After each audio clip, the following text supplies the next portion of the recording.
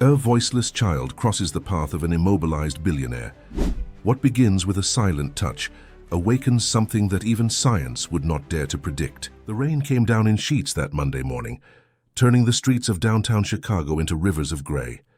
Daniel Harrison barely noticed. He had long ago trained himself to see the world through a lens of calculated efficiency, where weather was merely a variable to be managed, not experienced. His motorized wheelchair hummed softly as it navigated the sidewalk along Michigan Avenue, its advanced suspension system absorbing every bump with precision engineering that cost more than most people's cars. Daniel Harrison. The name appeared regularly in Forbes, though rarely with a photograph. He preferred it that way. At 42, he had built Harrison Technologies from a single software patent into a multinational holding company worth billions. His empire touched everything from artificial intelligence to renewable energy, yet his face remained largely unknown to the general public.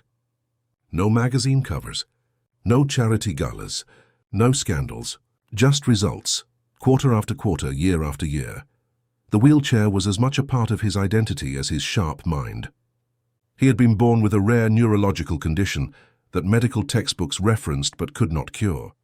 From the waist down, his body was a stranger to him. No sensation, no movement, no hope of change. The doctors had been clear about that from the beginning. His parents, both physicians themselves, had accepted the diagnosis with clinical detachment and raised him to do the same. Adaptation, not aspiration. Logic, not dreams. His penthouse occupied the top 3 floors of a glass tower in the Gold Coast neighborhood, overlooking Lake Michigan. Every detail had been designed for his needs. Voice-activated systems, automated doors, a medical suite staffed around the clock. He lived alone by choice. Relationships required vulnerability, and vulnerability was a luxury Daniel Harrison could not afford. This morning, he was heading to a meeting with investors from Singapore. The acquisition of a quantum computing startup hung in the balance, and Daniel had prepared for every possible objection, every scenario. His assistant had confirmed the route 3 times. His driver was waiting 2 blocks away. Everything was proceeding exactly as planned, until it was not. The wheelchair lurched suddenly, its smooth hum replaced by an angry grinding sound. Daniel felt the machine shudder beneath him, and then, without warning, it stopped completely, dead. In the middle of the intersection at Michigan Avenue and Monroe Street, with morning traffic bearing down from all directions. Car horns erupted around him. A taxi swerved, missing him by inches. A delivery truck slammed on its brakes, the screech of tires cutting through the rain. Daniel's hands flew to the control panel, but nothing responded. The display screen was blank. Emergency override, backup systems, manual controls, all unresponsive. The chair had become a prison. His mind raced through the logistics. His driver was 2 blocks north. His security team was following the original route, expecting him at the office. His phone was in the chair's storage compartment, currently unreachable given the angle of his position. The rain was soaking through his suit. Pedestrians were staring, someone was shouting, and the light was about to change. Daniel Harrison, who controlled boardrooms and commanded respect with a single word, was helpless. Then she appeared. A small figure darted from the sidewalk, moving with surprising speed despite the traffic. A child, Daniel realized. Fair girl, no more than 8 or 9 years old, thin as a rail, wearing clothes that had not been washed in weeks. Her dark hair hung in tangled strands around a dirt-smudged face. She should not have been out here alone. She should not have been approaching him. But she did not hesitate. With strength that seemed impossible for her size, the girl grabbed the back of his wheelchair and pushed. Daniel felt the chair lurch forward, slowly at first, then with gathering momentum as she threw her entire weight into the effort. Horns blared. Someone yelled for her to get out of the street. But she did not stop until the chair was safely on the sidewalk, out of the flow of traffic. She was panting, soaked through, shivering slightly, but her eyes, when they met his, were clear and focused. Without a word, she reached out and placed her small hand on his right knee, just above where his pant leg had been splattered with mud from the street. It was a simple gesture, checking if he was all right, perhaps, or offering comfort in the only way she knew how.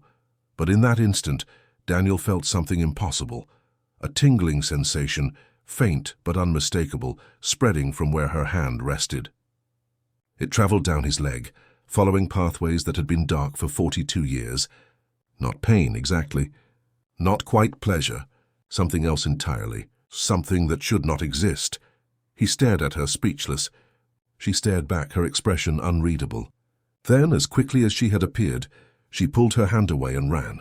Within seconds, she had disappeared into the crowd of pedestrians, swallowed by the grey morning as if she had never existed at all. Daniel sat there in the rain, his expensive suit ruined, his meeting forgotten, his carefully controlled world suddenly tilted on its axis. The sensation in his leg was already fading, replaced by the familiar nothingness he had known his entire life. But it had been there. He had felt it. For perhaps 3 seconds, his body had responded to touch in a way that medical science said was impossible. His security team found him 10 minutes later, already working to restart the chair's systems. They asked questions about what had happened, about the malfunction, about the girl. Daniel answered mechanically, his mind elsewhere. The chair was towed to a repair facility. A backup was brought. The meeting was rescheduled. By noon, the incident had been contained, documented, and filed away in the neat categories that governed his life. But Daniel could not file away what he had felt. That night, alone in his penthouse, he replayed the moment over and over. The girl's face, the pressure of her hand, the impossible tingling that had traveled through nerves that did not work. He told himself it was shock, adrenaline, a trick of the mind under stress. The brain could do strange things when confronted with danger. It meant nothing, except he did not believe that. He pulled up security footage from the street cameras, using access his company had negotiated with the city for traffic analysis projects. The girl appeared clearly in 3 different angles. She could not have been more than 9 years old. Her clothes suggested she had been living on the streets for some time. She moved with the wariness of someone used to being invisible, to avoiding attention. Daniel zoomed in on her face. Even through the rain and the low resolution, something about her expression struck him. It was not fear or desperation. It was something older, something knowing, as if she had understood exactly what was happening when she touched him, and had chosen to do it anyway. He searched through hours of footage from nearby cameras, tracking her movements backward through the morning.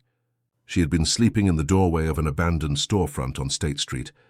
Before that, she had wandered through Millennium Park, staying just out of sight of the security patrols.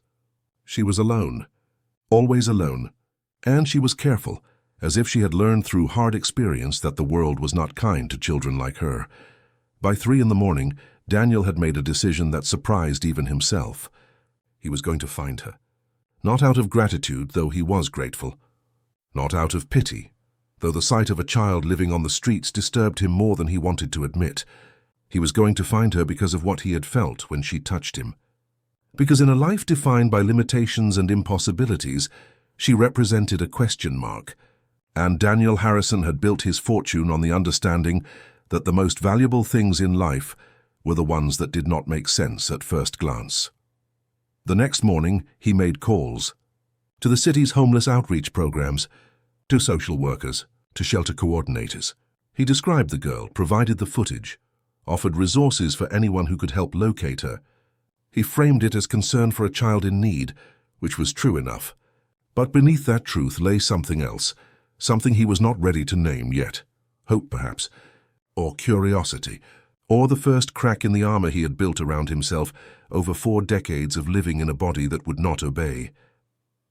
Whatever it was enough to pull him out of his carefully ordered existence and into something unknown, and that, more than anything else that had happened that rainy Monday morning, should have terrified him. Instead, it made him feel alive. 3 days passed with no results.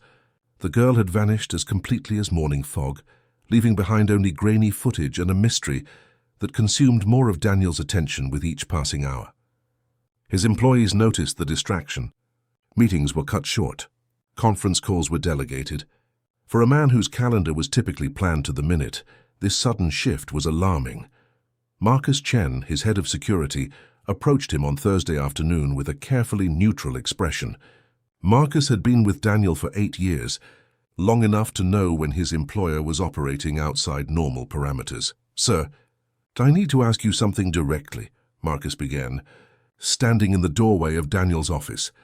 The view behind him showed the Chicago skyline sharp against an October sky. This search for the girl, is there something you are not telling me? Something I should know about?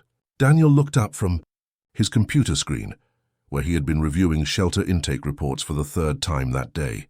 Marcus was ex-military, efficient and discreet. He had earned the right to ask difficult questions. She helped me, Daniel said simply. When the chair malfunctioned, she got me out of traffic. I understand that, sir, and it is admirable that you want to ensure she is safe.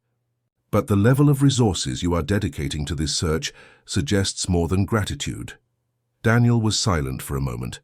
How could he explain something he did not fully understand himself? The tingling in his leg, the impossible sensation that had rewritten everything. He thought he knew about his own body.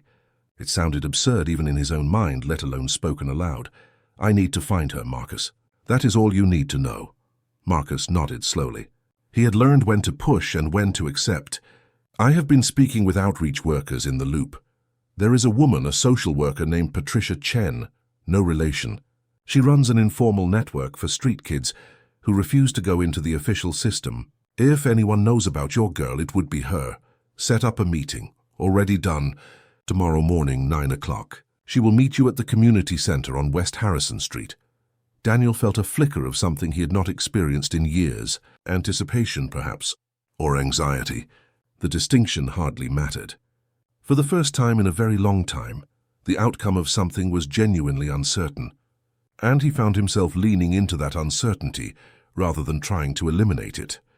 Patricia Chen was not what Daniel expected. She was younger than he had imagined, perhaps in her early 30s, with tired eyes that suggested she saw too much and slept too little. They met in a sparse office that smelled of coffee and old paperwork. The walls were covered with flyers for services, photos of missing children, and hand-drawn artwork that spoke of lives lived in the margins. "Mr. Harrison," Patricia said, shaking his hand with a firm grip, "Marcus tells me you are looking for a specific girl. Can you describe her?" Daniel pulled out a tablet, showing her the enhanced images from the security footage. Patricia studied them carefully, her expression revealing nothing. "Do you know her?" Daniel asked. Patricia set the tablet down slowly. "I might, but before we go any further, I need to understand why you are looking for her. Street kids are vulnerable, Mr. Harrison. They have usually run from something or been abandoned by the systems that should protect them. I do not give out information lightly. I want to help her." "Everyone wants to help," Patricia said, her tone gentle but firm. "But help means different things to different people. Some people want to save, some want to fix, some want something else entirely. Which one are you?" The question caught Daniel off guard. He was used to negotiations conducted in boardrooms, where motivations were clearly defined and outcomes could be measured. This was something else entirely. "She helped me when I needed it," he said finally. "I want to return that if I can. But there is more. When she touched me, I felt something. Something that should not be possible given my condition." Patricia's expression shifted slightly. "What do you mean?" Daniel hesitated. This was the moment where he would sound either honest or insane. "I have no feeling below my waist. I have not since birth. But when she touched my leg, I felt it. Just for a moment, but I felt it." The silence stretched between them. Patricia studied him with renewed intensity, as if reassessing everything she thought she knew about this billionaire who had appeared in her office. "Her name is Lily," Patricia said finally. "At least, that is what some of the other kids call her. She does not speak, so we cannot be sure if that is really her name or just what someone decided to call her. She has been on the streets for about 2 years, as far as I can tell. She moves around the loop, mostly staying near Grant Park and Millennium Park. She is careful, smart. She knows how to be invisible. 2 years. Daniel felt something tighten in his chest. A child, alone on the streets for 2 years. Where are her parents? Unknown. No missing persons report matches her description. No foster care records. It is as if she appeared out of nowhere. I have tried to get her into a shelter multiple times, but she always refuses. The few times we have managed to get her inside, she disappears within hours. Why? Patricia shrugged. Fear, maybe. Or bad experiences with adults. or something else we do not understand. Street kids have their reasons, and those reasons are usually valid even if we do not like them. Can you help me find her? I can tell you where she might be. But Mr. Harrison, I need you to understand something. If you approach her, do it gently. Do not make promises you cannot keep. Do not treat her like a project or a problem to be solved. She is a child, and whatever she is going through, she deserves to be treated with dignity. I understand. Patricia pulled out a hand-drawn map of downtown Chicago, marking several locations with a red pen. These are places where she has been spotted regularly. Early morning or late evening are your best chances. She avoids crowds. And Mr. Harrison, if you do find her, call me. She might need more help than you can provide alone. Daniel took the map, studying the marked locations. Grant Park, the steps of the Art Institute, a coffee shop on State Street that let homeless people use the bathroom. The network of a life lived in the cracks of a city. Thank you, he said. Do not thank me yet, Patricia replied. Finding her is the easy part. Everything that comes after is where it gets complicated. Over the next week, Daniel became intimately familiar with the rhythm of Chicago's downtown streets at hours he had never experienced before. 6 in the morning, when the city was just waking up. 10 at night, when the theaters let out and the late-night crowds thinned. He went alone against Marcus's objections because he understood that his security team would only frighten her away. He saw a side of the city he had never noticed before. The homeless man who slept in the same doorway every night, his possessions arranged with meticulous care. The woman who collected cans with the dedication of someone working a job. The teenagers who huddled together for warmth and safety. An entire invisible population, living parallel to the world Daniel inhabited but never touching it. On the 8th night, he found her. She was sitting on the steps of the Art Institute, partially hidden behind one of the bronze lion statues. The museum was closed, the plaza empty except for a few tourists taking evening photographs. Lily sat with her knees pulled up to her chest, watching the street with that same alert wariness he remembered from the security footage. Daniel approached slowly, keeping his wheelchair at low speed so the motor would not startle her. She saw him when he was still 20 feet away, her body tensing like a deer preparing to bolt. But she did not run. Instead, she watched him with dark eyes that seemed too old for her small face. He stopped a respectful distance away, unsure of what to say. All the speeches he had prepared in his mind evaporated in the face of her silence. "Hello," he said finally. "I wanted to thank you for helping me the other day." She did not respond, but she did not leave either. That felt like progress. "My name is Daniel. You saved me when my chair stopped working. I do not know what would have happened if you had not been there." Still nothing. But her eyes never left his face, studying him with an intensity that was unnerving. Daniel reached into his jacket pocket slowly, pulling out a card with his contact information.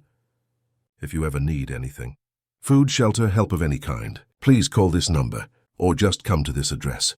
Someone will be there to help you." He set the card down on the steps several feet away from where she sat, close enough that she could reach it, far enough that she would not feel threatened. Then he backed away, giving her space. "Thank you again," he said, "for what you did." He turned the wheelchair to leave, forcing himself not to look back, not to press for more. But as he reached the edge of the plaza, he heard the soft sound of footsteps behind him.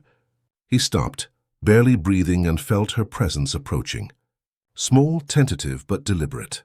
She walked around to face him, the card clutched in one small hand. For a long moment they simply looked at each other. Then, with the same careful intention he remembered from before, she reached out and placed her hand on his arm. The sensation was immediate and undeniable. Warmth spread from her touch, traveling up his arm and across his shoulders. But more than that, he felt a tingling in his legs, stronger this time, lasting longer. His right foot twitched just slightly, an involuntary movement that should have been impossible. Lily's eyes widened as if she felt something too, as if whatever was happening was not entirely one-sided. She pulled her hand back quickly, stepping away with an expression that might have been surprise or fear, or something else entirely. Before Daniel could react, before he could say anything, she turned and ran, disappearing into the shadows of the park. Daniel sat there in the gathering darkness, feeling the echo of her touch like a ghost on his skin. His hands were shaking. His heart was racing. And his foot, His supposedly dead and unresponsive foot was tingling with a sensation that had no right to exist.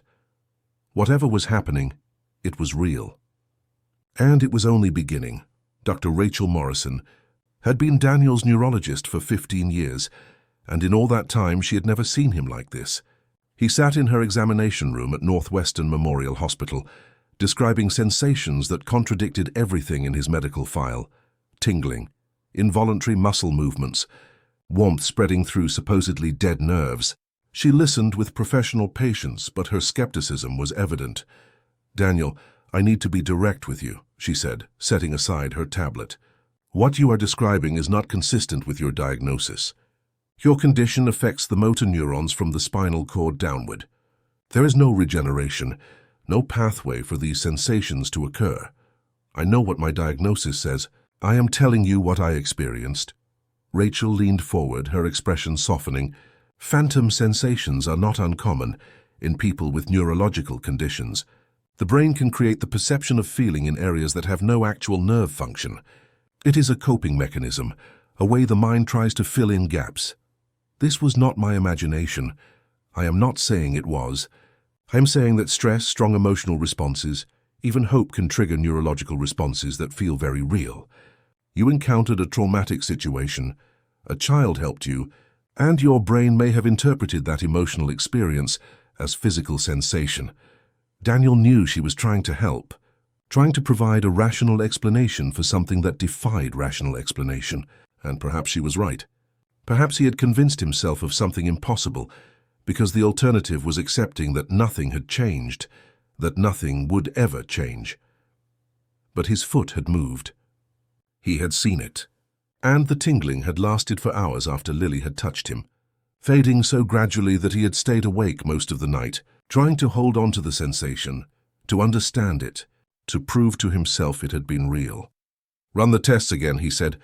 "Full neurological workup. I want baseline readings." Rachel nodded, making notes. "We can do that. But Daniel, I want you to consider speaking with someone, a therapist who specializes in chronic conditions. Sometimes, when we face our limitations every day for years, our mind starts looking for escape routes. That is not weakness. It is human nature." "I will consider it," Daniel said, though they both knew he would not. The tests took 3 days. MRI scans, nerve conduction studies, reflex assessments. Everything came back exactly as it always had. No change in his condition, no miraculous regeneration, no medical explanation for what he claimed to have felt. Rachel delivered the results with gentle firmness, and Daniel accepted them with the same controlled expression he used in business negotiations. But he did not stop looking for Lily. She began appearing more regularly, always on her own terms, always keeping distance. Sometimes he would find her near the Art Institute, other times by the fountain in Grant Park. She never spoke, never stayed long, but there was a pattern emerging. She was allowing him into her world, step by careful step, testing whether he could be trusted. Daniel learned to read her silence. The way she tilted her head when she was curious, the slight relaxation in her shoulders when she felt safe, the quick glances toward exits when something made her nervous. She communicated volumes without words, and he found himself becoming fluent in her language.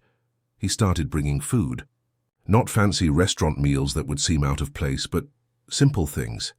Sandwiches from a deli near his office, fruit from the corner market, hot chocolate on cold mornings. He never approached her directly, just left the offerings nearby and waited. Sometimes she took them immediately. Sometimes she waited until he had moved away. But she always took them. Patricia Chen called him after 2 weeks. "I have been hearing things," she said, "about a man in a wheelchair who is spending time downtown, near where street kids gather." "That would not be you, would it, Mr. Harrison?" "It would." "How is it going?" "Slowly." "She has not run away yet." "I consider that progress." "That is progress," Patricia agreed. "But Daniel, I need to tell you something. I have been asking around about Lily, trying to learn more about where she came from. And I have heard stories. Other kids say strange things about her."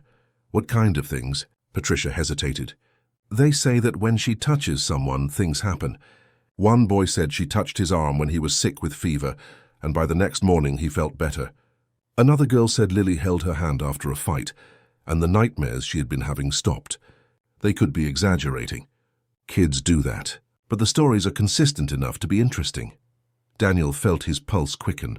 Do you believe them? I believe that people experience things we do not always understand. Whether those experiences have a conventional explanation or not, I try to keep an open mind. Why? Has something happened with you? I am not sure, Daniel said carefully, but I would like to understand more. Then I have someone you should meet, Dr. Elena Rodriguez. She runs a small clinic on the south side, works with homeless populations. She also has experience with alternative therapies, integrative medicine. She might have perspective on this that a traditional neurologist would not. Send me her contact information. Dr. Elena Rodriguez met him at a community center in Bronzeville, a neighborhood Daniel had never visited before. The clinic operated out of a converted storefront, its waiting room filled with people who had nowhere else to go. Elena herself was in her 50s, with silver-streaked hair pulled back in a practical bun and hands that moved with the confident efficiency of someone who had spent decades caring for others. Mr. Harrison, she said, gesturing him into a small office. Patricia speaks highly of you. She says you have questions about a girl with unusual abilities. I'm trying to understand something that does not make medical sense. Most of life does not make medical sense, Elena said with a slight smile. We just pretend it does because that is more comfortable than admitting how much we do not know. Tell me what happened. Daniel told her everything. The accident with the wheelchair, Lily's touch, the sensations that should not exist, the tests that showed nothing. Elena listened without interruption, her expression thoughtful. There are traditions, she said when he finished, that talk about healing touch. Indigenous practices, Eastern medicine, folk remedies passed down through generations. Western medicine often dismisses these as superstition or placebo effect. But I have seen enough in my practice to know that the human body is capable of things we cannot yet explain. Are you saying she has some kind of healing power? I am saying that connection between people can create effects we do not fully understand. Touch is powerful. Intention is powerful. The relationship between mind and body is far more complex than most medical schools teach. Could this girl have triggered something in your nervous system through touch? Possibly. Could it be entirely psychological? Also possibly. The two are not mutually exclusive. My neurologist thinks I'm imagining it. Your neurologist is working within a framework that has served her well. But frameworks have limits. They help us understand most situations, but can blind us to exceptions. Elena paused, choosing her words carefully. If you want my advice, do not focus so much on proving or disproving what happened. Focus on the girl. She is the one who needs help, regardless of whether she has any special abilities or not. I want to help her, but I do not know how. Start by building trust. Let her set the pace, and when the time is right, you might consider offering her a stable place to stay. But Daniel, and I say this with respect, make sure you are doing this for the right reasons. Children are not experiments. They are not puzzles to be solved. They are human beings who deserve to be valued for who they are, not what they might be able to do. The words stayed with Daniel long after the meeting ended. Was he using Lily? Was his desire to help genuine, or was it tangled up with his own desperate hope for change? He wanted to believe his motivations were pure, but Eleanor had touched on something he had been trying not to examine too closely. He found Lily again the next evening, in her usual spot near the Art Institute.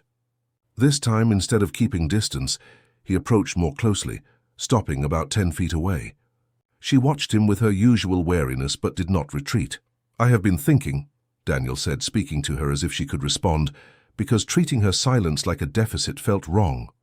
About what you might need. Safety, probably. A place to sleep where you do not have to worry. Food whenever you want it, not just when someone brings it. Maybe school, or at least books if you like to read. Lily tilted her head slightly, her expression unreadable. I have a lot of space in my home. More than one person needs. If you wanted to stay there, you could. Your own room, your own bathroom. No strings attached. You could leave whenever you wanted. She did not move, but something in her eyes shifted. Fear, maybe, or temptation, or both at once. I'm not trying to trap you or control you, Daniel continued. I just want to help if you will let me. Because you helped me, and because everyone deserves a safe place to sleep at night. He waited, giving her time to process, to decide. The evening air was growing cold, and he could see her shivering slightly in her thin jacket. After what felt like an eternity, she stood up slowly and walked toward him. Not all the way, but close enough that he could see the dirt under her fingernails, the tangled state of her hair, the exhaustion in her young face. She pulled something from her pocket, a small piece of paper folded many times. She handed it to him, then stepped back quickly as if afraid of what she had just done. Daniel unfolded it carefully. It was a drawing, done in pencil on the back of what looked like a fast food receipt. The drawing showed two figures, one in a wheelchair, one standing. Between them, she had drawn something that looked like light connecting them at the hands. He looked up at her, understanding flooding through him. She knew. Whatever happened when she touched him, she felt it too. She had been aware of it all along, and this drawing was her way of confirming that it was real, that he was not imagining it, that something beyond explanation was occurring between them. "Thank you," he said, his voice rougher than he intended, "for showing me this." Lily nodded once, then held out her hand toward him, palm up, an offering and a question all at once. Daniel extended his own hand slowly, letting her make the choice to close the distance. When her small hand touched his, the sensation was immediate and overwhelming. Warmth flooded through him, but this time it was accompanied by something else. Images, almost. Or feelings without words. Loneliness, fear, but also curiosity. And beneath it all, a kind of recognition, as if his presence was familiar to her in some way he could not understand. The tingling in his legs was stronger than before, spreading like electricity through pathways that should not exist. His right foot moved again, more deliberately this time. His left leg spasmed slightly, muscles remembering movement they had forgotten decades ago. It lasted perhaps 15 seconds before Lily pulled her hand away, breathing hard, her face pale. She looked frightened, not of him, but of what had just happened. Before Daniel could reassure her, before he could say anything, she turned and ran, disappearing into the darkening evening with the speed of someone used to fleeing. This time Daniel did not try to follow. He sat there, feeling the aftershocks of her touch coursing through his body, staring at the drawing she had left behind, and understanding that his life had just changed in ways he could not yet comprehend. Whatever was happening between them, it was real, and there was no going back to pretending otherwise. The legal process of becoming Lily's guardian was more complicated than building his first company had been. Daniel sat across from Margaret Sullivan, one of Chicago's most respected family attorneys, as she outlined the obstacles. No birth certificate, no medical records, no proof of identity, no known relatives. Lily existed in the cracks of the system, and pulling her out into the light meant navigating bureaucracies that were designed to protect children, but often ended up failing them. The state will require a thorough background check. Home visits, psychological evaluations, Margaret explained, ticking off items on her legal pad. They will question your ability to care for a child, given your disability. They will want to know why a wealthy bachelor with no family experience is suddenly interested in taking in a street child. And without any paper trail for Lily, they may insist she goes into the foster system first while they investigate. That is not acceptable, Daniel said firmly. She would run. She has run from every shelter and group home she has been placed in before. If we force her into the system, we will lose her. Then we need to be strategic. Patricia Chen's testimony will help, as will Dr. Rodriguez's evaluation. If we can demonstrate that Lily has chosen to trust you specifically, that might carry weight with the judge. Herbert, Daniel, I need to ask you something directly. Go ahead. Margaret set down her pen and looked at him with the directness that had made her formidable in court. Why are you doing this? And please do not tell me it is pure altruism. I have represented too many wealthy clients with savior complexes who end up making things worse. What is your real motivation? Daniel considered the question. He could tell her about his condition, about the impossible sensations, about the hope that Lily represented. But those were his reasons, his needs. And Elena's warning echoed in his mind. Children are not experiments. They are not puzzles to be solved. She helped me when I needed it, he said finally. And she is a child living on the streets in one of the wealthiest cities in America. Those two facts alone are enough reason to help her. Everything else is secondary. Margaret studied him for a long moment, then nodded. All right, let me see what I can do. But be prepared for this to take months, not weeks. And be prepared for people to question your motives at every turn. While the legal wheels turned slowly, Daniel focused on building trust with Lily. It was a delicate dance, advancing and retreating, offering without demanding, being present without being intrusive. Patricia helped, serving as a bridge between Daniel's world and Lily's. She explained to him that street kids operated on different rules, different timelines. Progress was measured in small victories. The first victory came 3 weeks later, when Lily showed up at Daniel's building. Security called him, uncertain how to handle a dirty child who would not speak, but kept pointing at a business card with his name on it. Daniel came down immediately, finding her in the lobby, looking tiny and out of place among the marble floors and expensive art. You came, he said, unable to keep the surprise from his voice. She nodded, her eyes taking in the surroundings, with the alert wariness of someone mapping escape routes. Daniel realized she was terrified, but had come anyway, which spoke to either desperation or trust, possibly both. Would you like to come upstairs? See where I live? Another nod, smaller this time. They rode the elevator in silence, Lily pressing herself into the corner farthest from the doors. When they entered his penthouse, her eyes went wide. The space was enormous, all glass walls and modern furniture, with views of Lake Michigan stretching to the horizon. For someone who had been sleeping in doorways, it must have seemed like another planet. You would have your own room, Daniel said, leading her down a hallway. He had prepared one of the guest suites, working with an interior designer to create a space that felt safe, without being overwhelming. Soft colors, comfortable furniture, a window with curtains that could be closed for privacy. Your own bathroom, too. Everything would be yours. No one would come in without your permission. Lily walked through the room slowly, touching things tentatively as if they might disappear. She stopped at the window, looking out at the city spread below. Daniel watched her small silhouette against the glass and felt something shift in his chest. This was not about his condition or what she might be able to do for him. This was about a child who deserved better than what life had given her.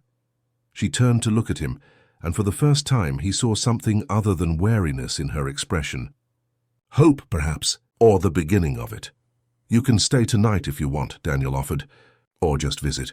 Whatever you are comfortable with. The room will be here either way.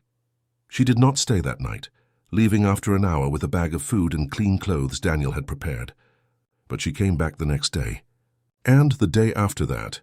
Each visit lasted a little longer. Each time she ventured a little further into the space, into the possibility of safety.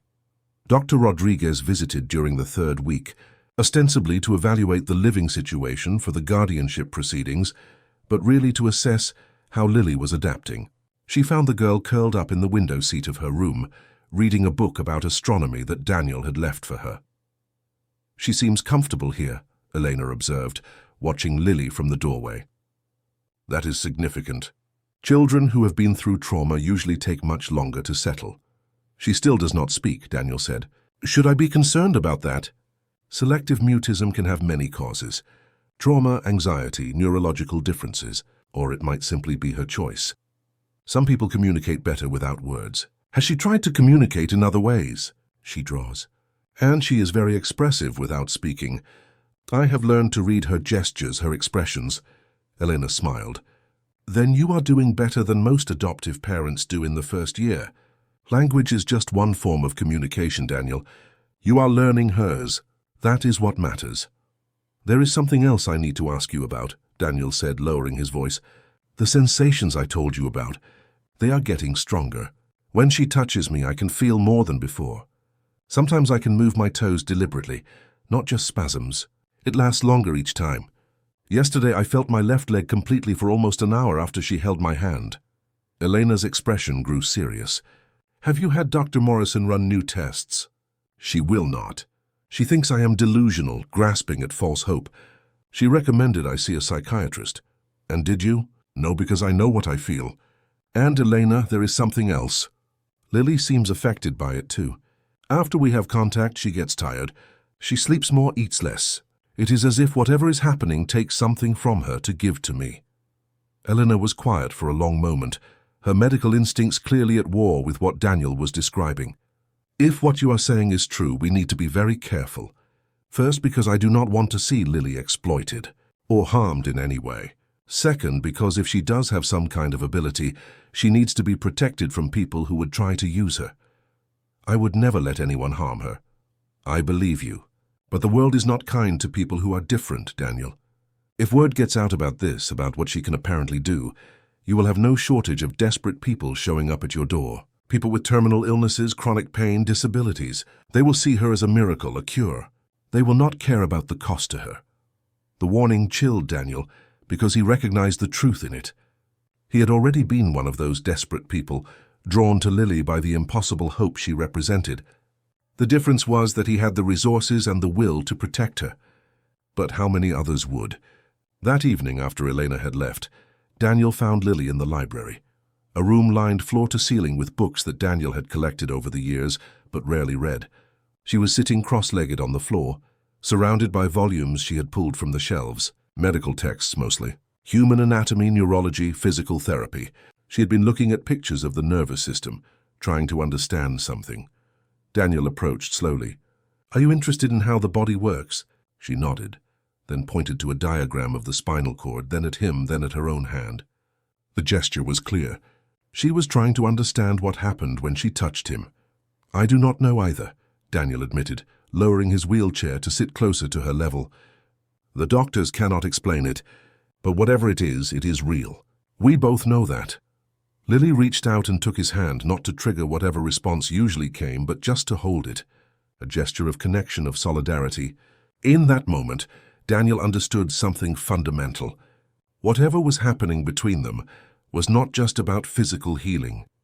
It was about two people who existed outside the normal rules, finding each other in the chaos. He was the man who had built walls to protect himself from vulnerability. She was the child who had learned to be invisible to survive. Together they were learning to be seen, to be known, to be connected. "I got the custody hearing moved up," Daniel said softly. "Next month we will go before a judge. Margaret thinks we have a good chance, but the state will fight it. They will say you belong in foster care in the system. They will say I am not qualified to take care of you." Lily's grip on his hand tightened, fear evident in her eyes. "But I will fight for you," Daniel continued. "As hard as I have ever fought for anything. Because you deserve a home, Lily. You deserve stability and safety and someone who sees you for who you are. If you want that with me, then I will make it happen." She pulled out a small notebook Daniel had given her, one of many tools they had found for her to communicate. She wrote quickly in careful print, "Do you want me because of what I can do?" The question pierced him, because it was the one he had been asking himself late at night when he could not sleep. The one Elena had implied. The one Margaret had danced around. The question at the heart of everything. "No," Daniel said, and realized as he spoke that it was true. "I want you because you are brave and kind and smart. Because you helped a stranger when you did not have to. Because you deserve better than living on the streets. What happens when you touch me is amazing, and I cannot pretend I do not hope it continues. But even if it never happened again, even if that first time was the only time, I would still want you to stay. Because you matter, Lily, not for what you can do, but for who you are." She studied his face for a long time, searching for any sign of deception. Then slowly she wrote again, "I want to stay." 3 words, simple and profound. The beginning of something neither of them fully understood yet, but both were willing to try. Daniel felt his eyes burn with tears he had not shed in decades, his carefully controlled emotions breaking through the walls he had built. "Then we will make it work," he promised. "Whatever it takes." Lily nodded, then did something unexpected. She crawled forward and leaned against him, her small body trusting him with her weight. It was the first time she had initiated physical contact that was not about healing or helping, just about connection, about being a child who needed comfort. And in that moment, Daniel understood that he was being given something far more valuable than any physical sensation in his legs. He was being given the chance to be someone worth trusting, to be someone who protected rather than needed protection, to be, for the first time in his carefully constructed life, fully human. The path ahead would not be easy. He knew that. There would be legal battles and medical questions, and 100 complications he could not predict. But as he sat there on the library floor with a silent child leaning against him, surrounded by books that promised knowledge, but could not explain what they had found in each other, Daniel felt something he had not experienced in a very long time.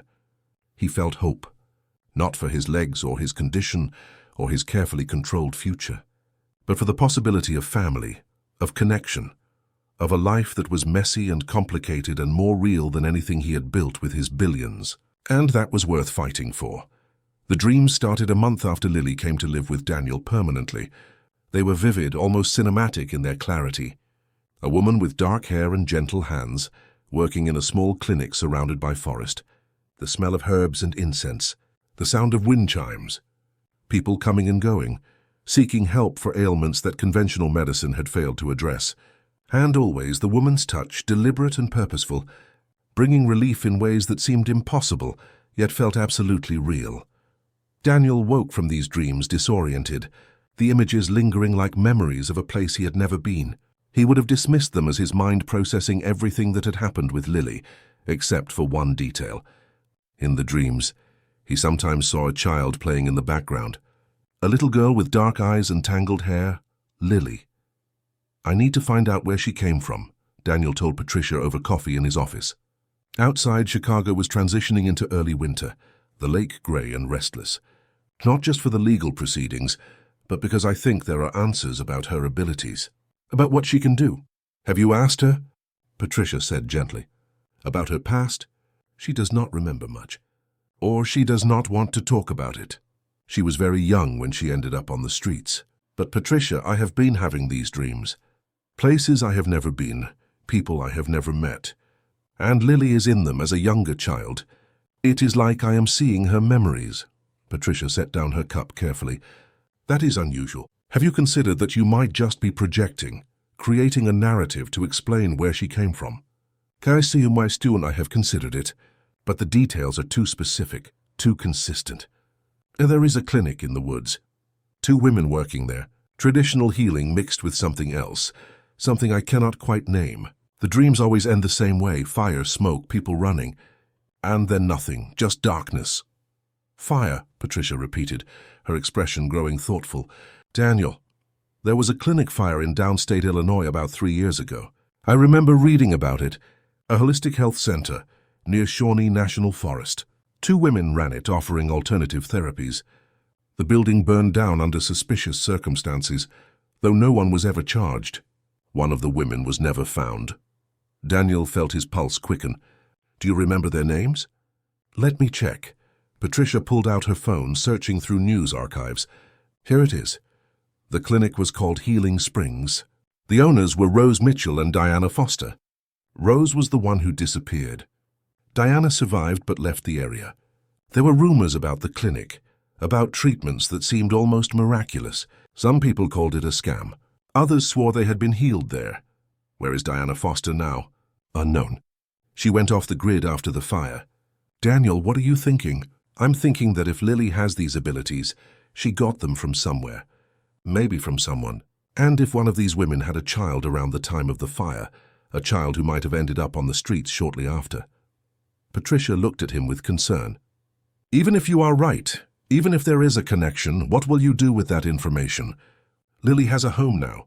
She is safe. Digging into her past might open wounds better left alone. Or it might help her understand who she is, where she came from, why she can do what she does." The guardianship hearing came 2 weeks later. The courtroom was smaller than Daniel had expected, less formal. Judge Catherine Wu presided with an expression that gave nothing away as she reviewed the case file. The state had sent a representative, a tired-looking woman named Jennifer Blake, who argued that Lily needed to be placed with an experienced foster family. Not a single man with no parenting experience and significant disability, needs of his own. "Mr. Harrison's intentions may be admirable," Jennifer argued, "but the best interest of the child must come first. This is a vulnerable girl who has experienced trauma. She needs stability, routine, and caregivers who can meet all her needs without being distracted by their own limitations." Margaret stood, her voice calm but firm. "Your Honor, Miss Blake's argument rests on the assumption that disability equals incapacity, which is both legally and factually incorrect. Mr. Harrison has more resources to provide for Lily's care than most families. He has hired specialists, therapists, and educators. More importantly, he has earned her trust, which is something the foster system has repeatedly failed to do. Lily has run from every placement she has been put in. She has stayed with Mr. Harrison voluntarily for 2 months. That speaks volumes about where she feels safe. The judge turned to Lily, who sat next to Daniel, small and nervous in new clothes that still looked too big. Lily, I understand you do not speak, but I need to know what you want. Do you want to stay with Mr. Harrison? Lily nodded emphatically, then reached over and took Daniel's hand. The gesture was simple but clear. Judge Wu studied them for a long moment. I'm going to grant temporary custody to Mr. Harrison, with conditions. There will be monthly home visits. Lily will be enrolled in school, or provided with appropriate alternative education. She will see a therapist specializing in trauma. And Mr. Harrison, you will complete parenting classes and maintain open communication with the state. If at any point it appears that this arrangement is not in Lily's best interest, we will revisit the placement. Do you understand? Yes, Your Honor, Daniel said, relief flooding through him. Then custody is granted. I hope you both understand the responsibility you are taking on. They understood. Or at least they thought they did. The first challenge came from an unexpected direction. A journalist named Kevin Walsh had been investigating stories about Lily, piecing together rumors from the street kids who knew her. He published an article titled "The Miracle Girl of Chicago" that detailed claims about her healing touch, complete with interviews from people who said she had helped them. The article stopped short of saying she had supernatural powers, but the implication was clear. Within days, Daniel's office was flooded with calls. Desperate people with terminal illnesses, parents of sick children, people who had exhausted every medical option and were grasping at any hope. The building security had to turn away visitors who showed up unannounced, begging to see Lily, to be touched by her, to be healed. This is exactly what I was afraid of, Elena said when she came to check on Lily. The girl had retreated into herself, overwhelmed by the sudden attention. She barely ate, barely slept, and had not left the penthouse in days. She is being treated like a miracle cure, not a person. This is going to damage her, Daniel. I know. I am trying to figure out how to protect her from this. You need to address it publicly. Make a statement that clarifies the situation. Otherwise, the desperation will only grow. Daniel held a press conference the following week, something he had avoided his entire career. Standing in front of cameras felt more vulnerable than any boardroom negotiation ever had. I want to address the recent speculation about Lily Foster, he began, using the legal name they had given her. She is a 9-year-old child who has been through trauma and is now part of my family. The claims about her having healing powers are exaggerated and unfounded. She is not a miracle worker. She is a little girl who deserves privacy and normalcy. I am asking everyone to respect that. The statement helped somewhat, but the damage was done. Lily had seen how people looked at her, what they wanted from her. The innocence of their relationship, the simple connection they had built, was now complicated by expectations and desperation from strangers. It was during this difficult period that Daniel decided to pursue the lead about the clinic. He hired a private investigator to track down Diana Foster, the surviving owner of Healing Springs. It took 3 weeks, but they found her living under a different name in a small town in southern Illinois, working as a hospice nurse. Daniel drove down to meet her, making the 5-hour trip with Marcus at the wheel. The town was barely a dot on the map, surrounded by rolling hills and autumn colors. Diana's house was a simple cottage on the edge of town, with a garden that had been put to bed for winter. She answered the door warily, a woman in her late 60s with silver hair and careful eyes. "Mr. Harrison," she said, though he had not told her he was coming. "I wondered when someone would find me. You know who I am?" "I saw the news. The girl in Chicago. I saw her picture." Diana stepped aside. "You should come in. We have things to discuss." The interior of the cottage was filled with plants and books, the kind of space that felt lived in and loved.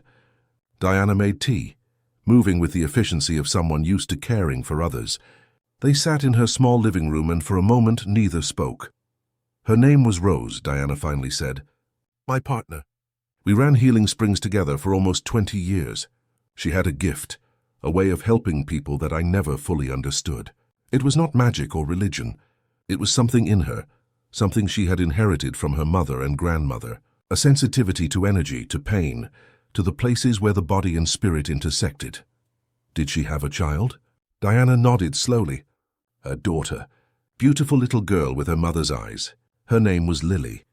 Rose kept her away from the clinic most of the time, worried about exposing her to too much too soon. But we could see it even then. The way she responded to people's pain, the way her presence seemed to calm and heal. What happened to Rose? The fire was not an accident, Diana said, her voice tight with old pain. There were people who thought what we did was fraud. Others who thought it was dangerous, ungodly. Someone burned the clinic down while Rose was inside. I barely got out. Rose never did. Her body was never recovered. And Lily? Rose had already sent her away by then. She had started getting threats, people who wanted to take Lily, to study her, to use her. Rose sent her to stay with someone she trusted in Chicago. I do not know who. After the fire, I tried to find her, but it was like she had vanished. I assumed whoever had taken her in was keeping her safe, keeping her hidden. Diana looked at Daniel with tears in her eyes. And then I saw your press conference. That face, those eyes. I knew it was her. Daniel absorbed this, pieces falling into place. The dreams he had been having, they were not his imagination. They were memories, somehow transmitted through Lily's touch, fragments of her past that she could not speak about, but had shared nonetheless. She has no memory of this, Daniel said. Or if she does, she has not shared it. She was very young when Rose sent her away. The trauma of losing her mother, of being alone, it might have buried the memories. Or she might remember but not have the words to express it. What do I do? Daniel asked. How do I help her? Diana reached across and placed her hand over his, a gesture that reminded him painfully of Lily. You love her. You protect her. You let her be a child, not a miracle. Rose spent her whole life trying to balance what she could do with who she was. She never wanted that burden for her daughter. If Lily can help people, that is a gift. But it should be her choice, not an obligation. The people who burned down the clinic, are they still a threat? I do not know. I have stayed hidden because I do not want to find out. But Daniel, if word continues to spread about Lily, if people start to believe she can heal, there will always be those who see her as either a threat or a resource. You need to be careful. Daniel left Diana's cottage as evening fell, his mind racing with everything he had learned. Lily's past was not just tragic, it was dangerous, and the attention she was receiving now, the desperation of people seeking miracles, echoed the circumstances that had led to her mother's demise. He needed to protect her, to give her the normal childhood her mother had wanted for her. But how could he do that when the world now knew she existed? The answer, he realized during the long drive back to Chicago, was not to hide her abilities or pretend they did not exist. It was to control the narrative, to create a framework where her gift could be understood and respected without turning her into a spectacle. An idea began forming, audacious and complex, but possible with the right resources and the right team. By the time he reached home, Daniel knew what he had to do. He was going to build something new, something that had never existed before, a place where science and healing could coexist, where Lily could be both special and normal, where her abilities could be studied without her being exploited. It would take years, massive resources, and a fundamental shift in how people thought about healing. But if he could pull it off, it might give Lily the life her mother had dreamed of for her, a life where her gift was a blessing, not a burden. The concept for the new Pathways Institute came to Daniel in the middle of the night, fully formed, as if it had been waiting in his subconscious for the right moment to emerge. He drafted the initial proposal by dawn, his fingers flying over the keyboard with an energy he had not felt in years. By the time Lily woke up, he had outlined a comprehensive plan for a research and treatment facility that would bridge the gap between conventional medicine and alternative healing practices. The proposal was radical. The institute would study not just Lily's abilities, but the entire spectrum of healing modalities that conventional medicine dismissed. Energy work, therapeutic touch, meditation, traditional herbal remedies, but it would approach these practices with scientific rigor, using modern technology to measure and understand what was actually happening in the body during these interventions. The goal was not to replace conventional medicine, but to expand it, to acknowledge that healing was more complex than most medical schools admitted. "You want to build what?" Marcus asked when Daniel explained the plan. They were in his office, overlooking the city where this journey had begun. "A center for studying magic?" "Not magic. Healing. There is a difference, Maan. The medical community will crucify you. Your investors will think you have lost your mind. And you will be painting an even bigger target on Lily's back. I know the risks. But what is the alternative? Keep hiding her? Pretend she does not have this ability. That only makes her more vulnerable, more mysterious. If we study it openly, if we approach it scientifically, we control the narrative." Marcus was quiet for a long moment. "Sir, I have worked for you for 8 years. I have never questioned your judgment. But this feels personal in a way that concerns me. Are you doing this for Lily, or are you doing this for yourself?" It was a fair question, one that Daniel had been asking himself repeatedly. His own condition had improved dramatically in the months since meeting Lily. He could feel both legs now, could move his toes deliberately, even lift his feet slightly off the footrests. The changes were undeniable and documented by tests that Dr. Morrison had finally agreed to run, though she still could not explain them. Was he building this institute to protect Lily, or to ensure he maintained access to the source of his own transformation? "Both," Daniel admitted. "I am not going to pretend my own interests are not involved. But Marcus, Lily will always have this ability. The question is whether she grows up being exploited for it, or whether she learns to understand and control it in a supportive environment. I want to give her that environment. And if the institute fails, if it becomes exactly what you are trying to prevent, just another place where people want to use her, then we shut it down. This is not about forcing Lily into anything. It is about creating options, building knowledge. If she never wants to participate, that is her choice. But at least the option will exist." Daniel assembled a team carefully. Dr. Elena Rodriguez agreed to serve as medical director, bringing her experience with integrative medicine. He recruited Dr. James Patterson, a neurologist from Johns Hopkins, who had published controversial papers about the mind-body connection. For the research wing, he brought in Dr. Sarah Chen, a biomedical engineer who specialized in measuring physiological responses. And he hired Diana Foster as a consultant, bringing her decades of experience with traditional healing practices. The board of Harrison Technologies was less enthusiastic. Daniel faced them in the conference room where he had announced countless acquisitions and strategic initiatives, but this felt different, more personal, more vulnerable. "You are proposing to spend $200 million on pseudoscience," said Robert Jameson, one of his oldest board members. "Healing touch? Energy medicine? Daniel, this is not what we do. This is not what made Harrison Technologies successful. Harrison Technologies is successful because we identified emerging technologies before the market did," Daniel countered. "We invested in artificial intelligence when people thought it was science fiction. We bet on renewable energy when oil was king. This is the same principle. We are getting ahead of a paradigm shift in medicine." "But there is no data to support this shift," another board member argued. "You are basing this on anecdotal evidence and personal experience. Then let's generate the data. That is what the Institute is for, to study these phenomena scientifically, to measure what is actually happening. If we find nothing, we shut it down.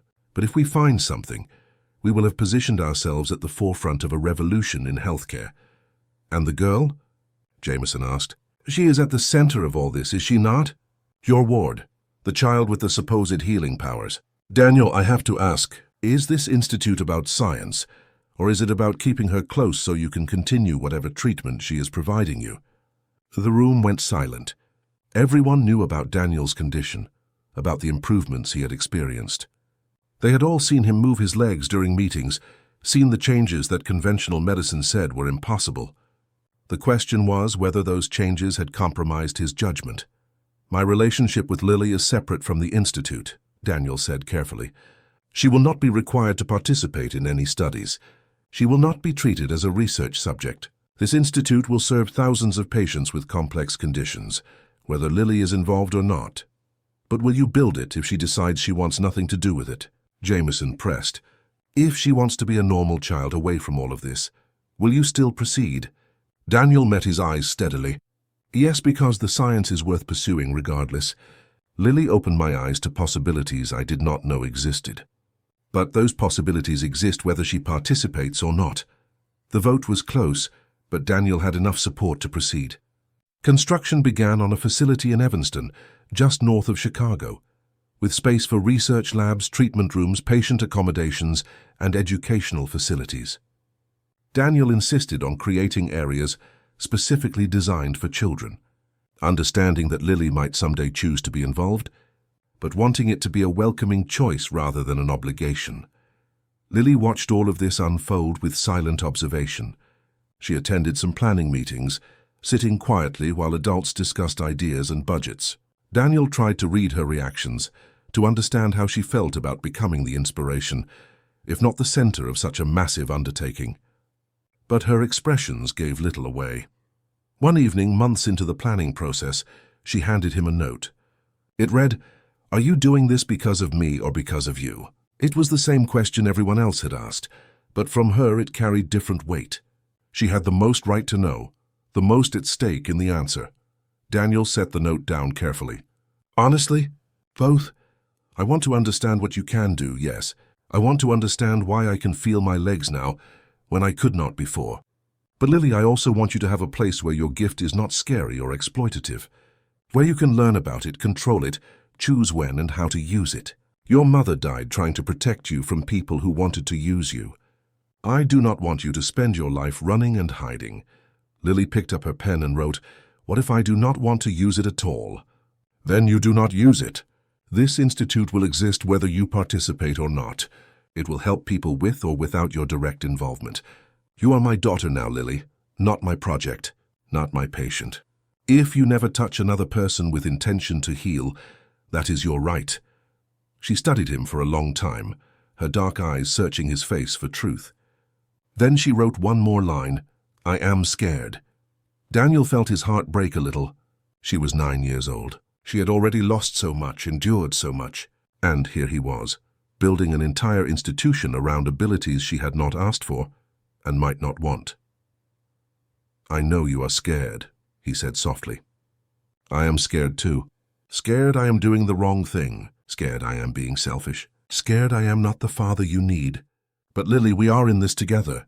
Whatever happens with the Institute, whatever you decide about your abilities, you are safe with me, always. That is the only promise I can make with certainty." Lily climbed into his lap, something she did rarely, usually only when she was particularly upset or tired. Daniel wrapped his arms around her small frame, feeling her heartbeat against his chest, and understood that whatever happened with the Institute, whatever breakthroughs or failures lay ahead, this moment mattered more. This quiet connection between a man learning to be a father and a child learning to trust.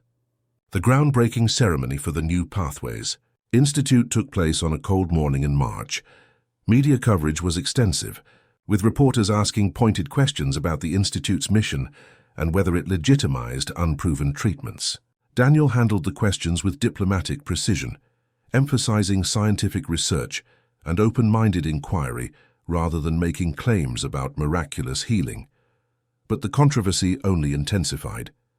A prominent medical ethicist published an opinion piece questioning whether the Institute was exploiting vulnerable patients. A religious group protested, claiming the Institute was promoting practices that contradicted faith-based healing. And most concerning, Daniel began receiving threats, anonymous letters warning him to shut down the Institute before it opened. Messages claiming that he was playing with forces he did not understand. Threats that mentioned Lily by name. Marcus tripled security. The penthouse got additional protection. Lily's school was notified to be extra vigilant. But the threats did not stop, and the person or people behind them remained unknown. "This is what happened to her mother," Diana said when Daniel consulted her. "Rose received threats for months before the fire. People who thought what she was doing was against God. People who thought she was a fraud taking advantage of the desperate. People who wanted to study her like a lab rat. The threats came from all directions, and we never knew which one to take seriously until it was too late." "Should I shut it down?" Daniel asked. "Is it worth the risk?" Diana looked at him with sad wisdom. That is not a question I can answer for you, but I will say this. Rose spent her whole life helping people, and it got her killed. She died wanting her daughter to have the choice she never had, to use her gift freely without fear. If you can create that for Lily, maybe Rose's death meant something.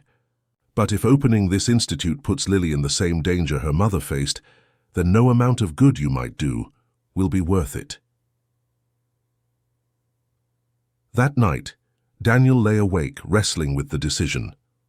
The institute was meant to protect Lily, to give her control over her narrative. But what if it was doing the opposite? What if he was repeating the same mistakes that had cost her mother her life? He got up and went to check on Lily, something he did most nights. She was awake, sitting by her window and looking out at the city lights. When she saw him, she held up her notebook. She had been drawing again, elaborate sketches that she often used to process her thoughts. This drawing showed a building, clearly the institute, based on the architectural plans she had seen. But surrounding it were not protesters or threats. Instead, she had drawn people of all ages, some in wheelchairs, some with canes, some looking healthy but with auras she had shaded in different colors. And in the center of the building, she had drawn two figures. One was clearly Daniel, the other was herself. They were holding hands, and from that connection, light radiated outward toward all the other people. "Is this how you see it?" Daniel asked. "The Institute." Lily nodded, then wrote, "I am scared, but I want to try. Maybe helping people is what I am supposed to do. You do not owe anyone your abilities. Lily, you do not have to help anyone if you do not want to." She wrote again, "Mother helped people. I want to be like her." Daniel felt tears sting his eyes. This child, who had every reason to want to hide, to protect herself, to reject the burden of her abilities, was choosing to embrace them instead. Not because she had to, but because she wanted to honor the mother she barely remembered. "Then we will do this," Daniel said. "Together, but carefully, with every protection I can possibly provide. And the moment you want to stop, we stop. Deal?" Lily nodded and reached for his hand. When their palms touched, the familiar warmth spread between them. But this time Daniel paid attention to more than just the sensation in his legs. He noticed how Lily's breathing slowed, how a peaceful expression came over her face, as if the connection was not just one way. As if she was receiving something from him, just as he received something from her. An exchange, not an extraction. A relationship, not a treatment. Maybe that was what her mother had understood. That healing was not about one person fixing another. It was about connection, about recognizing the humanity in each other, about being willing to be vulnerable enough to touch and be touched.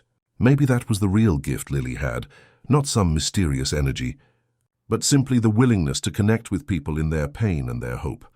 And maybe, Daniel thought as he sat there with her hand in his, that was enough. More than enough.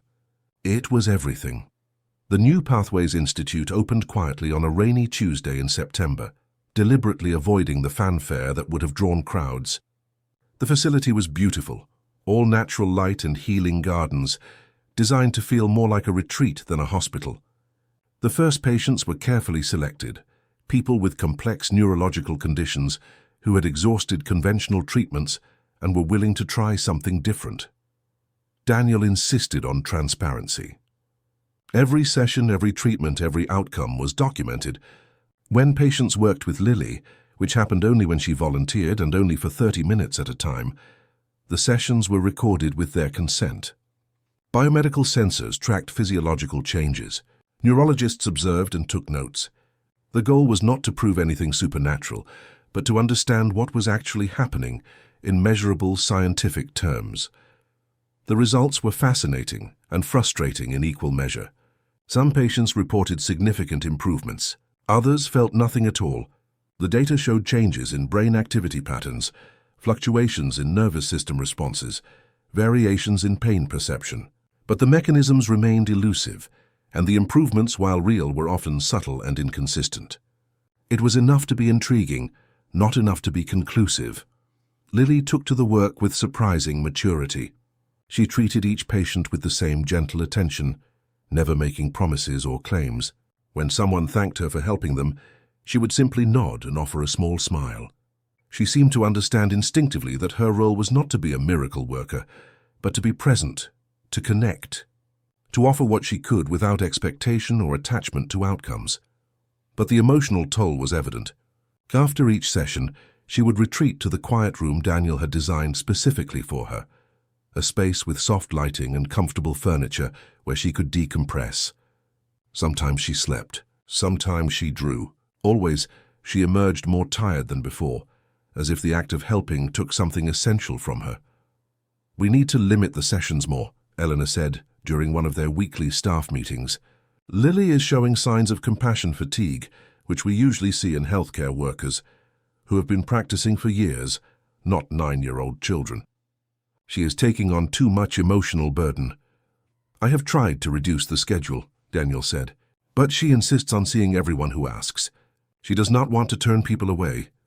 "Then you need to make that decision for her. You are her father, Daniel. Protecting her includes protecting her from her own instincts to help everyone at the expense of herself." Daniel knew Eleanor was right. That evening, he sat down with Lily in her room at the Institute. She had been drawing again, and he recognized the scene from one of his recent dreams, the clinic in the woods where her mother had worked. She was remembering, or perhaps he was helping her remember, through their connection. "We need to talk about the sessions," Daniel said gently. "You are doing too much, Lily. You are exhausted all the time. You are not sleeping well. We need to cut back." She shook her head firmly and wrote, "People need help. I know they do. But you are a child. You should be playing, going to school, being with friends, not carrying the weight of other people's suffering. I want to do it like Mother. Your mother paid a terrible price for helping people. I do not want that for you." Lily's eyes filled with tears, and she wrote quickly, urgently, "What if this is why I exist? What if I am supposed to help?" The question hit Daniel hard, because he had been grappling with the same philosophical dilemma. If someone had a genuine ability to help others, was it selfish to withhold that help? Or was it cruel to expect them to sacrifice themselves for the benefit of others? Where was the line between gift and burden, between service and exploitation? "You exist because you are loved," Daniel said firmly. "Not because you have a purpose or a mission. You are valuable because you are you, Lily, not because of what you can do for others." But even as he said it, he wondered if he truly believed it. His own life had been defined by achievement, by what he could contribute, by the value he created. He had spent 40 years measuring his worth by his accomplishments. How could he tell Lily that her worth was separate from her abilities when he had never learned that lesson himself? The crisis came unexpectedly 2 weeks later. A woman named Margaret Price arrived at the Institute without an appointment, carrying her 3-year-old son in her arms. Security tried to turn her away, but she broke down crying in the lobby, begging for someone to see her child. Elena came down to assess the situation and found a little boy with a severe developmental disorder that conventional medicine had been unable to help. "Please," Margaret begged. "I read about this place, about the girl who can help people. My son has not spoken a word in his life. He does not connect with anyone. The doctors say there is nothing more they can do. Please just let her try. Just once." Elena's training told her to refuse. The Institute had protocols, application processes, ethical reviews. They could not simply let desperate parents show up demanding miracles. But she saw the exhaustion in Margaret's eyes, the weight of years spent seeking answers that no one could provide. And she made a decision that would change everything. "Let me speak with Lily," Elena said. When Daniel heard what had happened, he rushed to the Institute from his office downtown. He found Lily in one of the treatment rooms with the little boy, Marcus, sitting on the floor beside her. The child was rocking back and forth, lost in his own world. Lily sat nearby, not touching him, just being present with a patience that seemed impossible for someone her age. "Lily," Daniel said softly from the doorway, "you do not have to do this. This was not scheduled. You do not owe this family anything." But Lily was not paying attention to him. Her focus was entirely on the little boy. Slowly, carefully, she extended her hand toward him, not forcing contact but offering it. For several minutes, nothing happened. Then, almost imperceptibly, the boy's rocking slowed. His eyes, which had been unfocused and distant, seemed to sharpen slightly, and his small hand reached out, touching Lily's with the lightest contact. What happened next would be debated by the medical team for months. The boy's mother, watching from behind the observation glass, later swore that her son made eye contact with Lily, something he had never done with anyone in his 3 years of life. The biomedical sensors recorded unusual patterns in both children's brain activity, synchronized in a way that suggested neural resonance. And Lily, when she finally broke contact after several minutes, collapsed into Daniel's arms, completely exhausted. The boy did not suddenly start speaking or become neurotypical.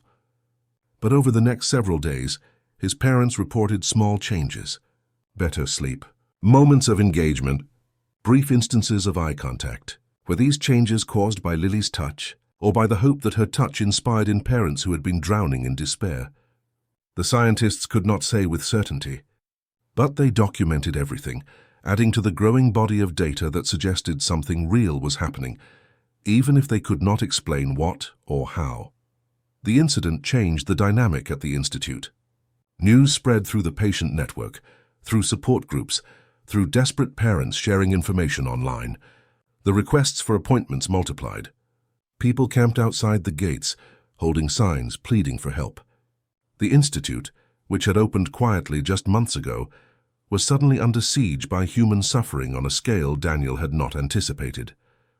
"We have to shut down," Marcus said during an emergency meeting. "This is getting out of control. The security situation alone is untenable. And Daniel, Lily is going to break if this continues. She is already pushing herself too hard. If you let this go on, you are going to lose her one way or another." Daniel looked around the conference table at the faces of his team. Helena, concerned and conflicted. Sarah, fascinated by the data but worried about the ethics. James, struggling to reconcile his scientific training with what he was observing. Diana, seeing history repeat itself in terrifying ways. "Diana," Daniel said, "you lived through this before with Rose. What would she have done?" Diana was quiet for a long time. Rose would have tried to help everyone. That is who she was. She could not turn away from suffering even when it was destroying her.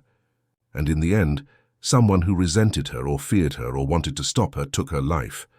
I do not want that for Lily. But I also know that trying to suppress what Rose was, trying to make her hide her gift, that would have destroyed her too. There was no good answer then. I am not sure there is one now. Daniel felt the weight of the decision crushing him. Every option seemed wrong. Continuing as they were would exhaust Lily, expose her to danger, potentially harm her development. Shutting down would mean abandoning people who were suffering, people who had nowhere else to turn, and trying to find a middle ground might simply prolong the problems without solving them. That night he found Lily sitting in her room at home, surrounded by the drawings she had been making obsessively. They were all of the same thing, variations on a theme. People reaching out, connecting, helping each other. A web of humanity supporting itself through touch and presence. In the center of most drawings was a small figure that was clearly Lily, but in the latest one she had drawn something different. The small figure was surrounded by protective walls, and outside those walls people were still suffering, still reaching out, but unable to connect. "Is that how you feel?" Daniel asked, sitting beside her. "Like you are behind walls while people need help?" Lily nodded, tears streaming down her face. She wrote with shaking hands, "I do not know what to do. I want to help, but I am so tired. I feel like I am breaking into pieces." Daniel pulled her close, feeling her small body shake with sobs.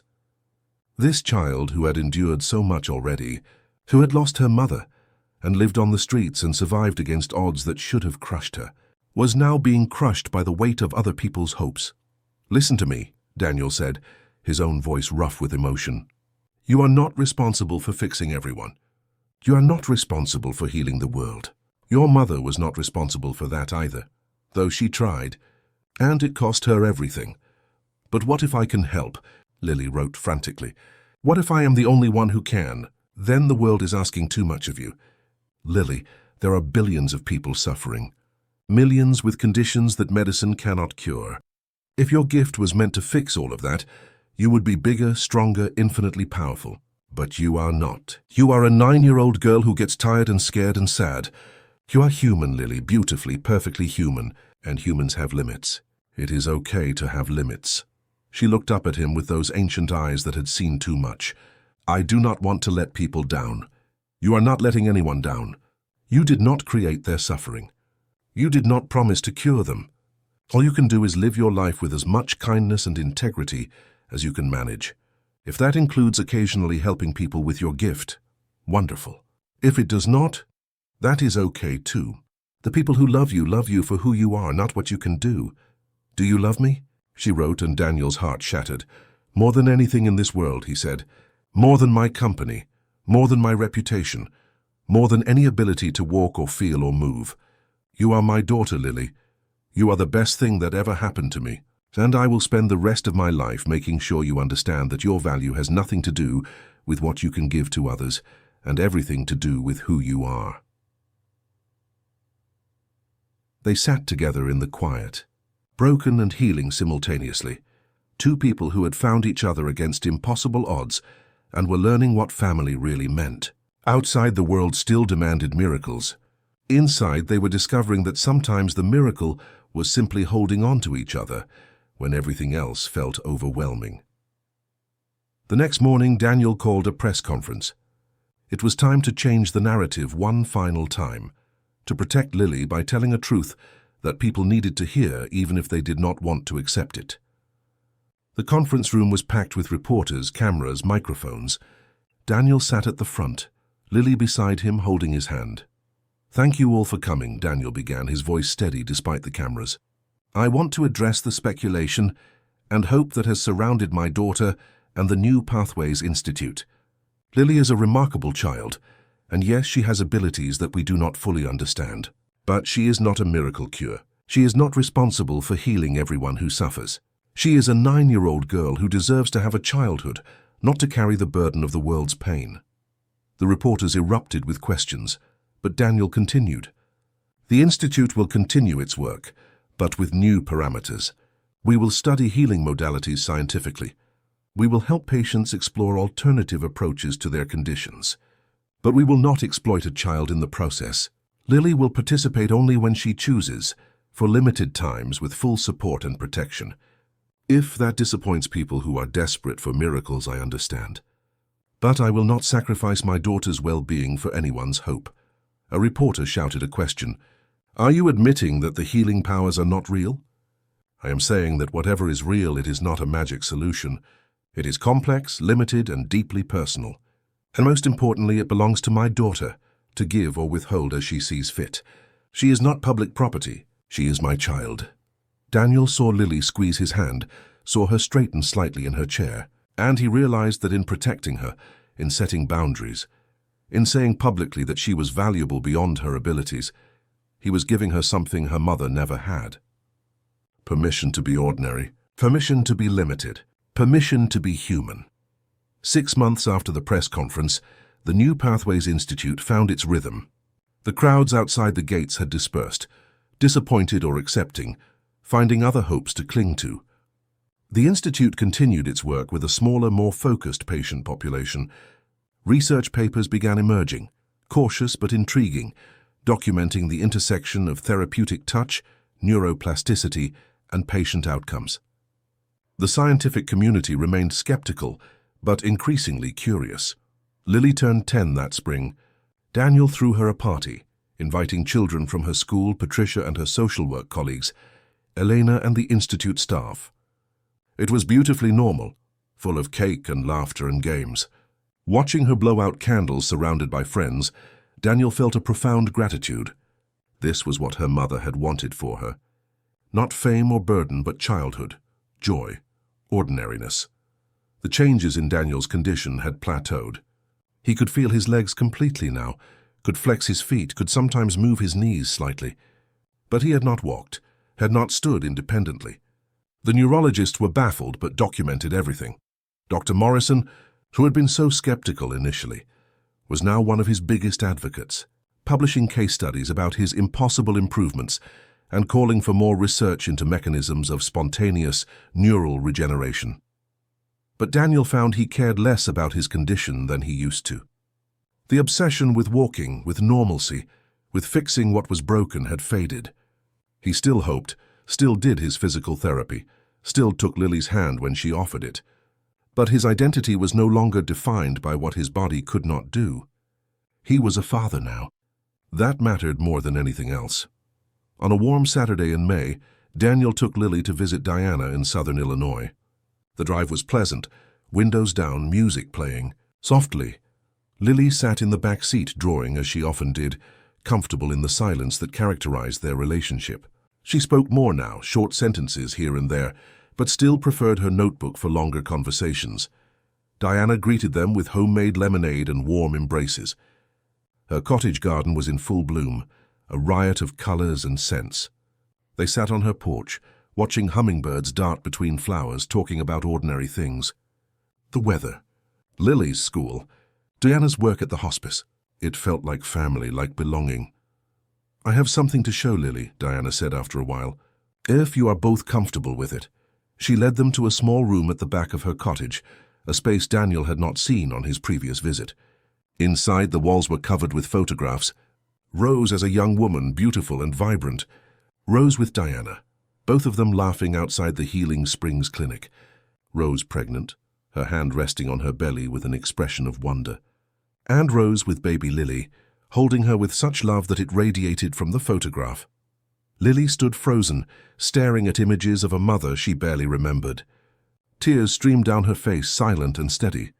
"I kept these hidden," Diana said softly. "I was afraid if anyone knew Rose had a daughter, they would come looking for you.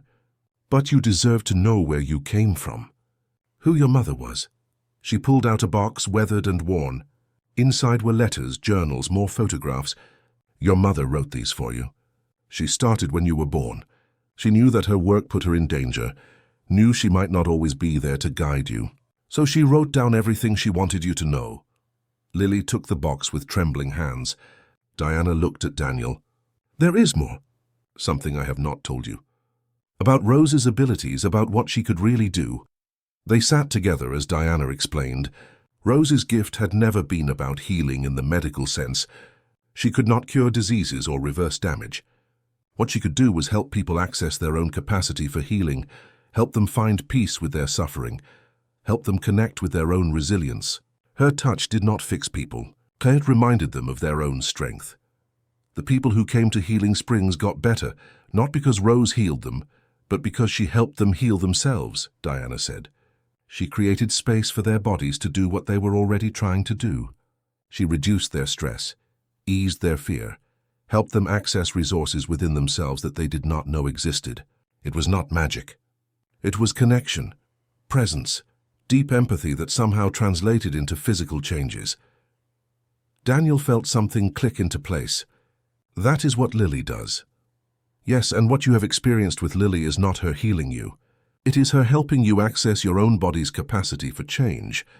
Your nervous system has been trying to adapt your entire life, but stress, trauma, the weight of medical pronouncements telling you nothing would ever change, all of that created barriers. Lily's presence, her touch, it lowers those barriers. It gives your body permission to try. "So she is not special?" Daniel asked, struggling to understand. "She is incredibly special," Diana corrected, "but not because she has supernatural powers. Because she has a profound capacity for empathy, for connection, for creating safe space where healing can happen. That is extraordinary, but it is also human. It is what the best healers, the best therapists, the best caretakers have always done. Lily has that capacity naturally, inherited from her mother, developed through her own experiences. But she is not responsible for fixing anyone. She is simply a catalyst." Lily was reading her mother's journals, tears falling onto the pages.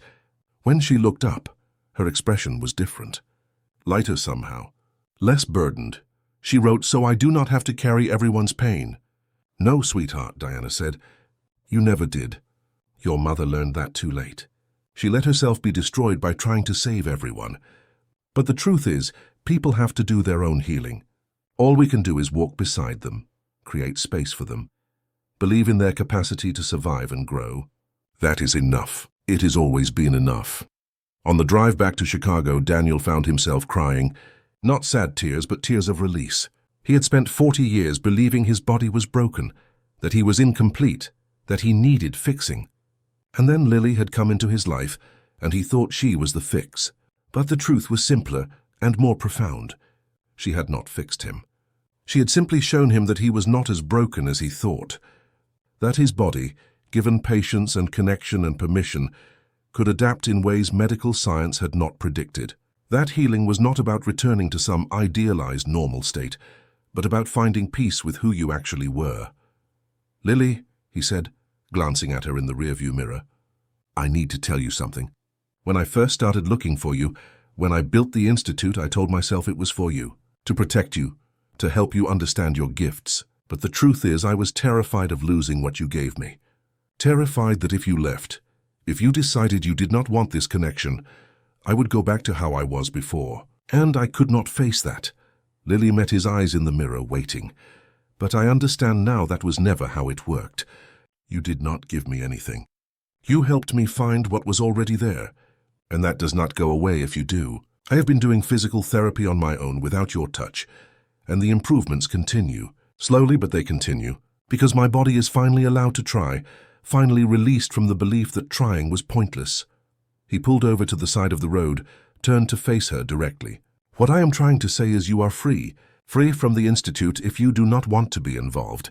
Free from helping anyone if you do not want to.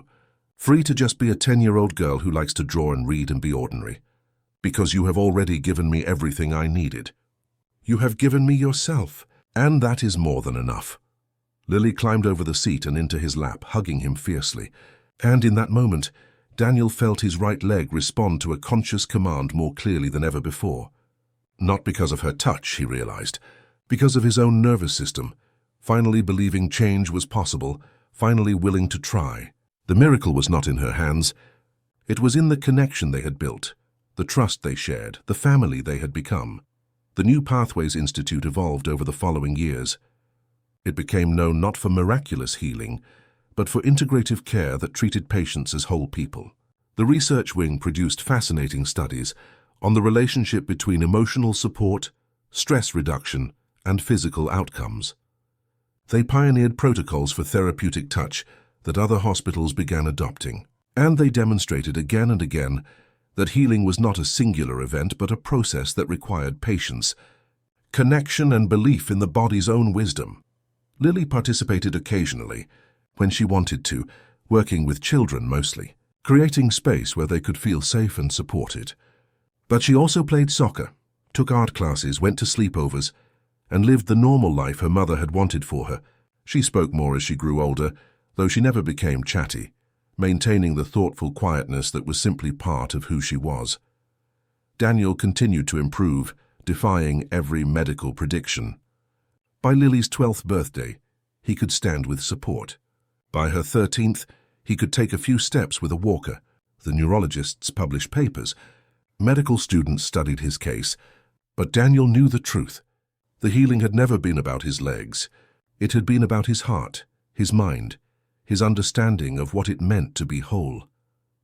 On a morning 3 years after Lily came into his life, Daniel woke to find her in his doorway, bouncing with excitement.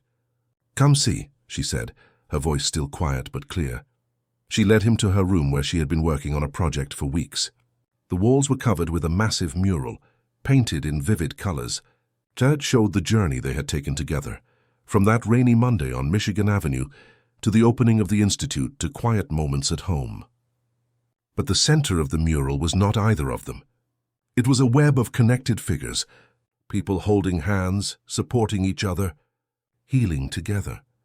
"It is not about one person fixing another," Lily said, the longest sentence he had heard from her in months.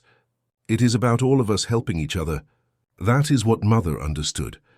That is what we can show people." Daniel looked at the mural, at this wise child who had taught him more about healing than any doctor or scientist ever had, and felt overwhelmed with love. "You are absolutely right. Will you help me teach people this, not at the Institute, but everywhere? That healing is connection, not magic? I would be honored to help you." They stood together, father and daughter, looking at the art that expressed what words could not quite capture, the truth that had been there all along, waiting to be understood. Healing was not about supernatural powers or miraculous cures. It was about recognizing our shared humanity, about being present with each other in suffering and joy, about believing in the resilience that exists in every person. That evening, Daniel stood from his wheelchair for the first time without support. He stood for only 10 seconds before his legs gave out and Lily caught him, both of them laughing and crying at once. The moment was not dramatic or miraculous.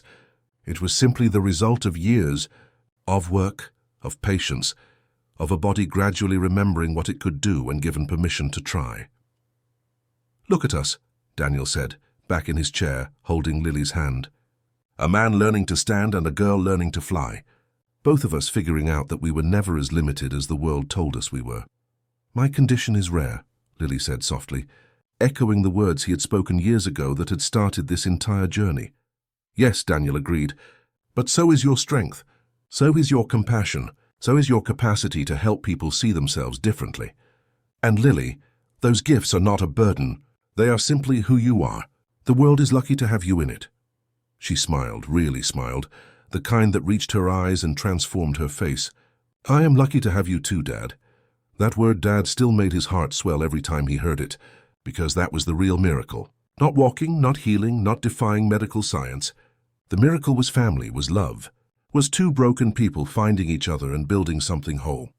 Years later, when people asked Daniel about his story, about the girl with healing hands, about the impossible recovery, he always corrected them. "She does not have healing hands," he would say. "She has a healing heart." And she reminded me that I did too, that we all do if we are brave enough to use it. The New Pathways Institute became a model for integrative care, training healthcare workers in the art of presence, of connection, of treating patients as whole human beings. Lily's mother's journals were eventually published, with Lily's permission, becoming foundational texts in a new approach to healing that honored both science and humanity. And Daniel, who had spent 40 years measuring his worth by what he could achieve, learned to measure it by how much he could love instead. He never walked independently, never regained full function of his legs, but he stood at Lily's high school graduation. He danced in his way at her college send-off. He was there, present and whole, for every important moment of her life. Because in the end that was what healing really meant. Not fixing what was broken, but learning to live fully with who you were. Not erasing suffering, but finding meaning within it.